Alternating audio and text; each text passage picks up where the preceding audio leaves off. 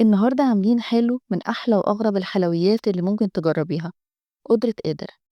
أول ما تطلعيها هتلاقي كل طبقة خدت مكانها، مكونين 3 طبقات أحلى من بعض: كراميل، بودنج، وكيك شوكولاتة.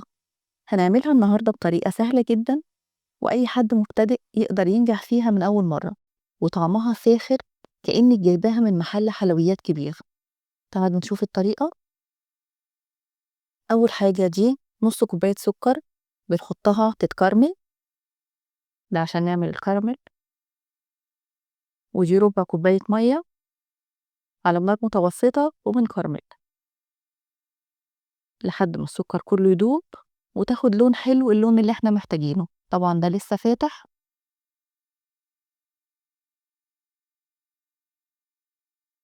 اللون كده تمام قوي، لون حلو جميل قوي، فاتح وحلو، مش فاتح قوي مش غامق قوي يعني.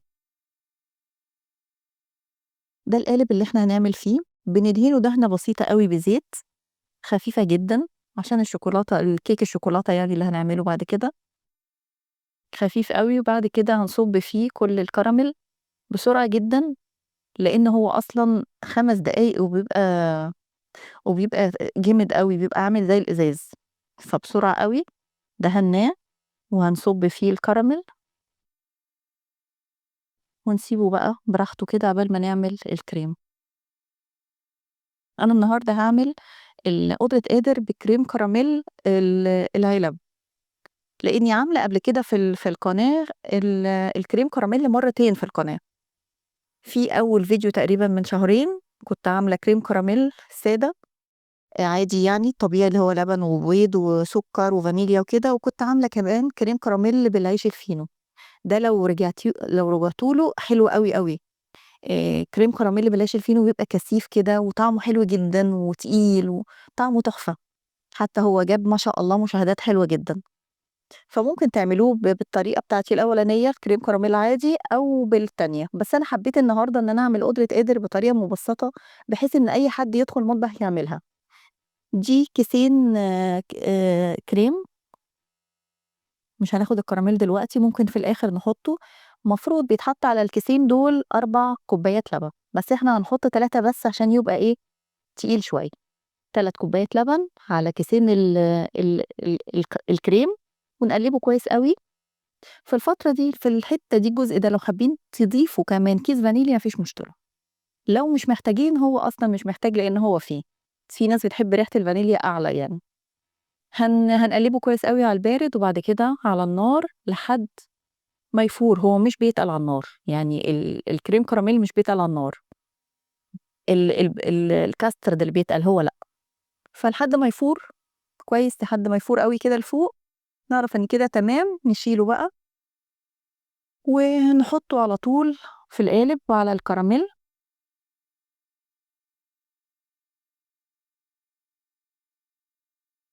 هنصبه، طبعا الكراميل خلاص بقى ناشف جدا، هنصبه عليه ونسيبه لمدة ساعة. ما نحطوش في التلاجة، بره التلاجة ساعة، بره التلاجة بأكد، عشان مش عايزين يبقى في التلاجة جامد. احنا بنسيبه بس في حرارة الغرفة لمدة ساعة، نقعد شوية، وبعد كده بعد ساعة نقوم بقى نعمل الكيك.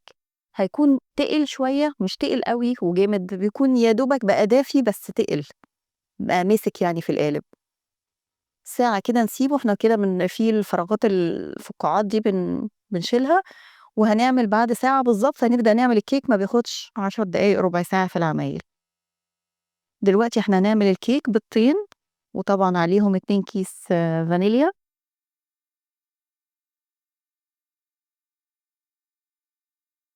ونقلبه كويس قوي. نحط السكر كمان بالمرة، ده نص كوب سكر. كوباية واحدة على فكرة اللي بنستخدمها، هي كوباية واحدة عشان المقادير تطلع مظبوطة بنفس المج. نقلب كويس قوي، ندخل كده الفانيليا جوه البيض جوه السكر كويس قوي.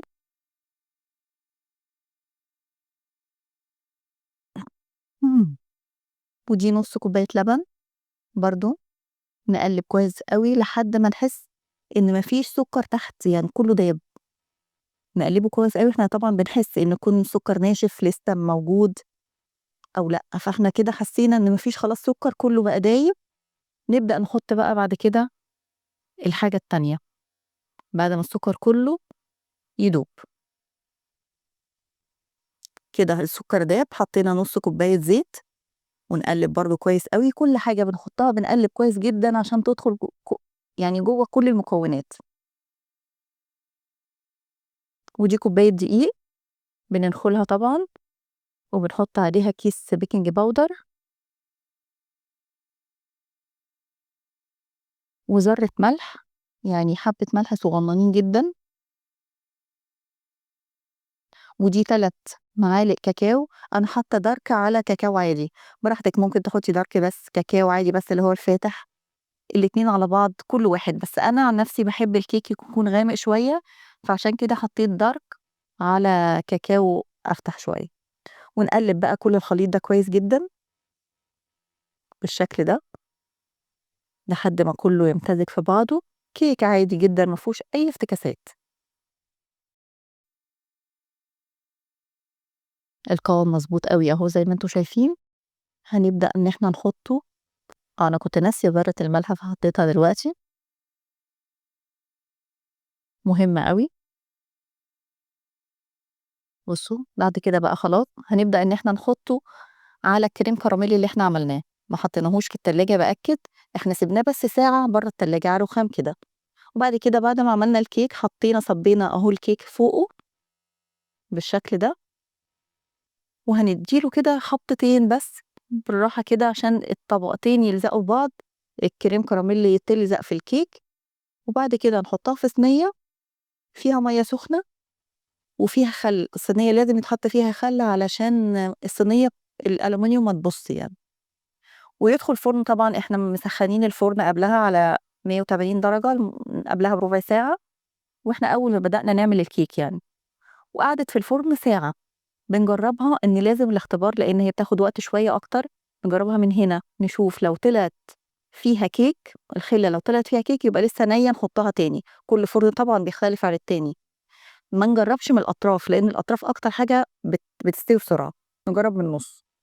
كده إحنا طلّعناها سخنة طبعًا، هنحطها بقى بعد ما تبرد كده رُخام شوية نحطها في التلاجة 4 ساعات، ولو عندِك وقت أكتر أنا عملتها من بالليل والصبح بدأت إن أنا أقلبها. كده الصبح إحنا قلبناها، هنبدأ بقى إن إحنا نحطها برضه بمَيّة سخنة تاني عشان الكراميل اللي تحت يفُك، بيبقى طبعًا لازق وجامد جدًا، فلازم نفُكّه بالمَيّة السخنة. قدرة قادر من الحلويات العربية الأصيلة، بدأت حكايتها من زمان في المطبخ الشرقي، وكانت دايمًا من الحلويات اللي الستات بيتباهوا بيها في العزايم الكبيرة. وسموها قدرة قادر لإن الطبقات اللي فيها بتنفصل لوحدها كأن في سحر في الموضوع.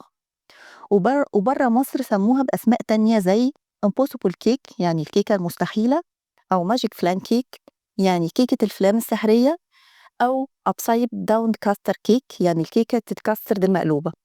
بس مهما اتقال عليها هتفضل قدرة قادر هي الاسم اللي فيه هيبة المطبخ العربي وسحره. كده إحنا بدأنا نفكها كده، نبدأ نقلب بقى، هتتقلب بسهولة مجرد بس إن إحنا نحطها في مَيّة سخنة خلاص، الكراميل بيسيح وهتتقلب بسهولة أوي. أهو بسم الله، أهي ما شاء الله طلعت حلوة، شايفين قد إيه جميلة، حلو أوي. لو أول مرة تشوفيني يا ريت تعملي لايك واشتراك عشان نفضل نعمل وصفات كتير حلوة مع بعض، وتوصل لِك كل جديد أول بأول. شكلها حلو جدًا، طبقات جميلة، هنبدأ بقى نقطّع. أنا اخترت طريقة سهلة بالكريم كراميل الأكياس، عشان أي حد عايز نِفسه يعملها ما يبدأش يعمل من أول الكريم كراميل، يعملها بالأكياس السهلة، وعايزين تعملوها الكريم كراميل سهل وأنا عاملاه مرتين في القناة، يا ريت ترجعوا تشوفوه وتعملوها. بُصّي قد إيه طبقات، 3 طبقات، طبقة كريم وكراميل، طبقة الكراميل اللي بتلمع القمر دي، والكريم والكيك. بُصّي الكيك غامق إزاي عشان حاطة كاكاو دارك عليه، جميلة أوي، طعمها حلو جدًا، والطبقات كلها لزقت في بعض، سبحان الله! عشان كده سموها قدرة قادر على فكرة. طعمها حلو أوي، تهبل. جرّبي قدرة قادر على طريقتي، وهتشوفي بنفسِك قد إيه الطبقات دي فيها سحر غريب، كإنها لوحة شوكولاتة وكراميل مرسومة بإيدِك، طعم ناعم وشيك، والكيك بيبقى شارب من الكراميل وطري كده وطعمه رهيب. جرّبيها، بألف هنا.